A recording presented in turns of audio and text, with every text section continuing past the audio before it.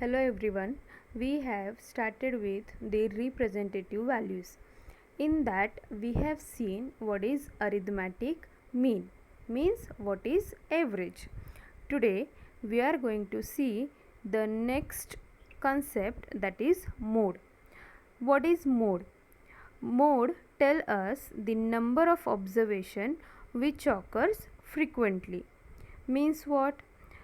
The observation or the number which occurs most of the time in the given set of number is said to be mode of that group. Okay, so let's go through the example.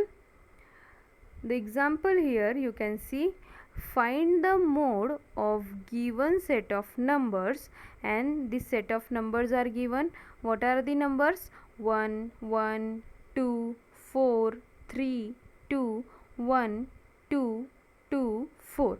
Here it is this set of numbers, means so many numbers are given and we have to find the mode of the given set of numbers. So how will you find it? You know that mode means the number which occurs most of the time.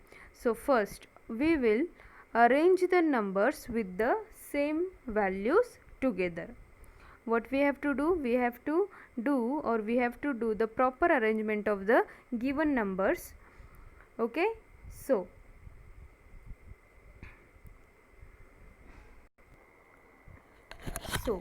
what we have to do to find the mode?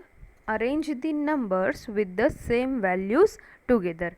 As you can see, the different numbers are there, so we will arrange these numbers in the proper sequence. So the lowest is 1, so starting with the 1, and 1 occurs how many times? It is 3 times. So 1 1 1. Now the next number will be 2.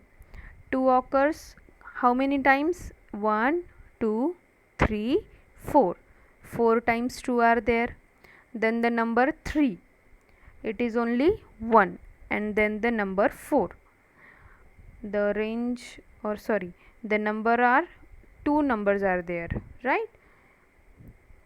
So here you can see, if you check the sequence of the given numbers, which number occurs most of the time?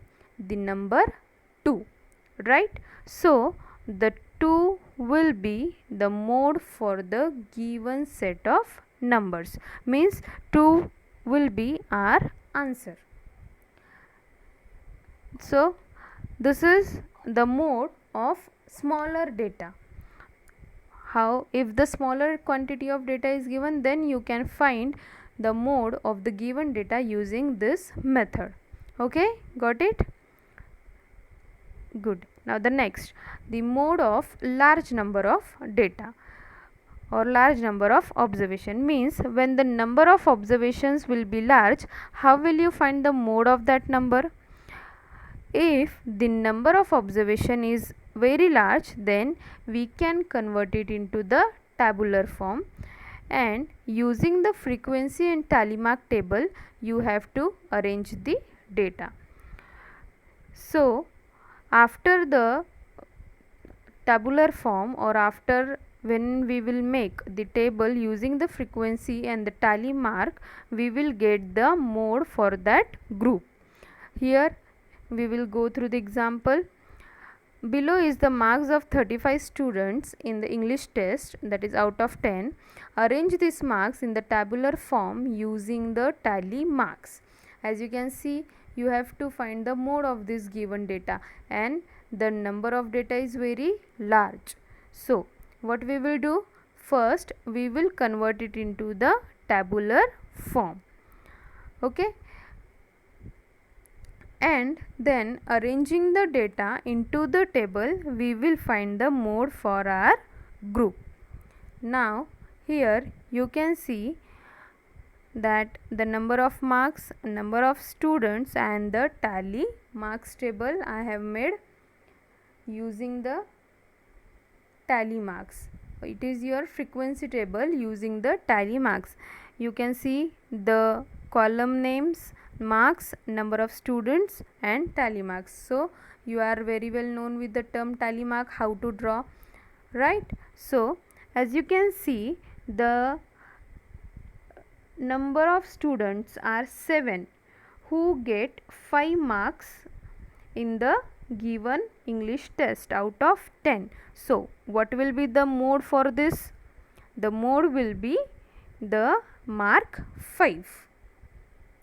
Okay, as you can see, the number of students 7. Okay, so what will be the mode?